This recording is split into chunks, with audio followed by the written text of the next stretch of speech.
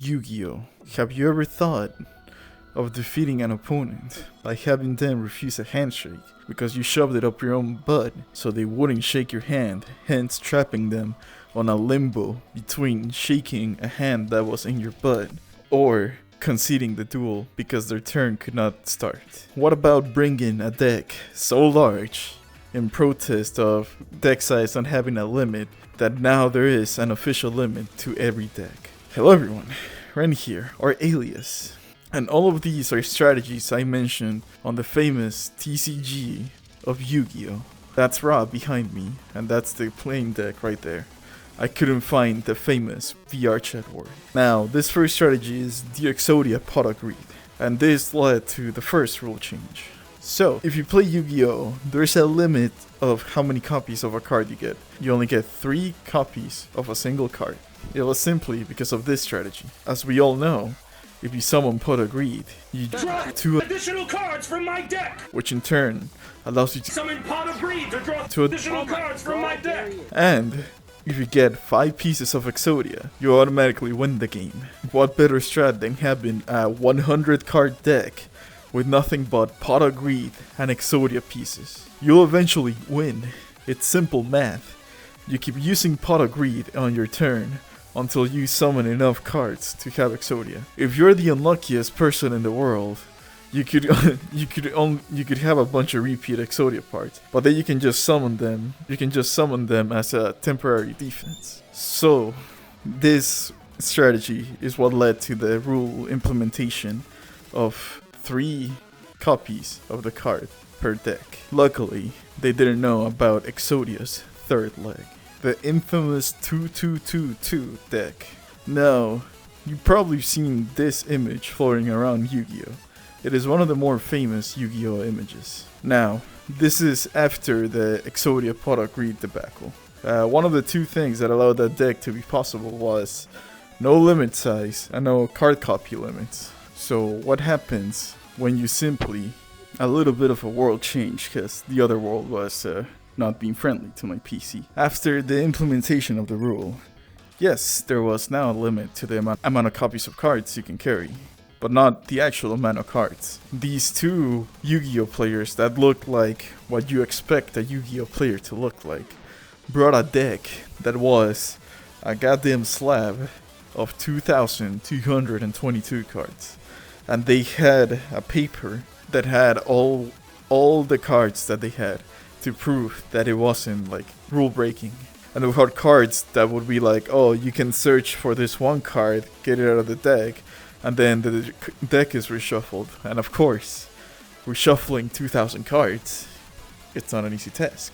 It was made just to waste time until the opponent conceded or the organizers just like gave up. So after this, deck limit sizes were made. You won't see anybody carrying like a goddamn tax document worth of cards into a tourney. The hygiene rule. Now, war is brutal, and stepping into a YuGiOh tourney is like stepping into no man's land. Sometimes it's not about who has the better luck or who has the better skill. Sometimes it's all about mental fortitude and who has the stronger nose. Because psychological warfare is just as effective as believing in the heart of the cards. Now, back in the day, you'll be safer taking a nap in Chernobyl than stepping into a YuGiOh tourney. Apparently, the place reeked goddamn hazmat suits and lead pajamas just so you would come out unscathed. And eventually, this became a strat of getting so stinky that your opponent just like blunders or gives up, so you automatically win the game. And I don't know how many times it worked. This is more of a rumor strategy, but apparently it was a big enough rumor that there's now an official rule on an official like Wizards of the West Coast like branded tournament that players must present with good hygiene, otherwise they'll be kicked out of the tournament. They came in like the Geneva Convention came in after World War II. They decided, war is war, but war has rules. And it's stinking to high hell. That's a human rights violation. And now, to the main course. To the strategy that made me make this video. The YuGiOh friendship card. Now this card, it's quite inoffensive. You offer your opponent a handshake, and if your opponent accepts the handshake, each player's life points become half of each player's life points added together. So if your opponent has 3 life points and you have 1, you would each get 2. Simple math. And your opponent can reject the handshake. But if you have the card Unity in your hand, you show it to your opponent and they have to accept the handshake. And now you may be thinking, that was a strategy. Ren has gone truly mad. How is this handshake so troublesome? And I'll tell you, never underestimate a YuGiOh player's want to win. Because just like Germans in World War I, they resorted to pre-Geneva Convention chemical warfare. They would shove their hand up their asshole, really rub it in, get all the garnish in there, then offer it to the opponent. Now, they would show Unity to the opponent, and the opponent had to accept the handshake. So, the opponent would have to debate, is YuGiOh really this worth it? Is this win really worth shaking another player's shit-smeared hand so I can continue playing the game?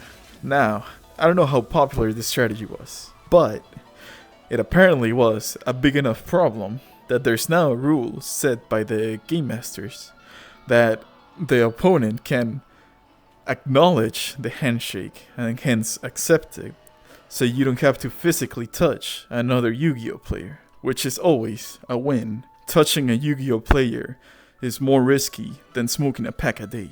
Well, that's all the strategies I learned about. I asked Reddit, but they came up with actual game strategies instead of wacky strategies. I think they misconstructed my question.